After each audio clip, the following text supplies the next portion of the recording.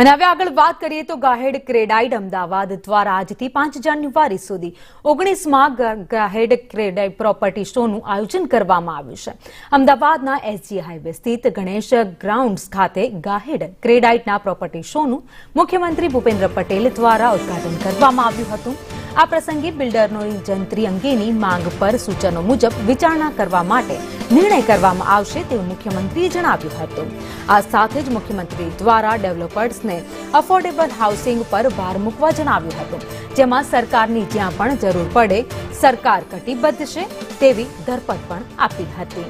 આ સાથે જ ટીબીના દર્દીઓ માટે ડેવલપર્સની મદદથી સહાય કીટ બનાવીને વિતરણ કરવા પર પણ જણાવ્યું હતું, જે માટે ડેવલપર્સે પણ મદદ માટે બાંહેધરી આપી હતી।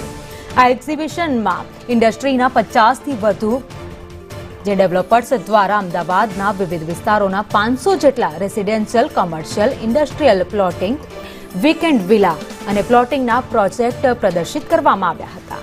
ત્યારે પ્રોપર્ટી શોના પ્રથમ દિવસે ગાહેડ દ્વારા સેફ્ટ યુનિવર્સિટી સાથે MOU પણ કરવામાં આવ્યા હતા, જેમાં બાંધકામ ક્ષેત્રના નાનામાં નાના વ્યક્તિથી લઈને મોટામાં મોટા વ્યક્તિઓ સુધી તમામને તાલીમ આપવામાં આવશે।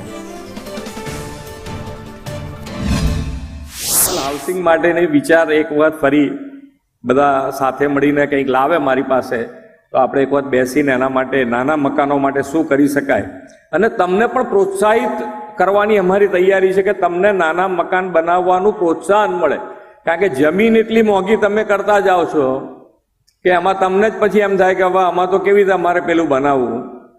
અમદાવાદ એક ઇન્ટરનેશનલ સિટી, ઓલિમ્પિક સિટી જે થવા જઈ રહ્યું છે એને એ ઇન્ડિયાના માટે એક દાખલો બનશે એવા પોઝિટિવ અપ્રોચ સાથે ક્રેડાઈ અને સરકાર સાથે બેસીને જંત્રી અને આગળના બીજા બધા જે પણ ડેવલપમેન્ટ ઓરિએન્ટેડ ઇનિશિયેટિવ છે એની અંદર ક્રેડાઈ એમનો સાથ આપશે।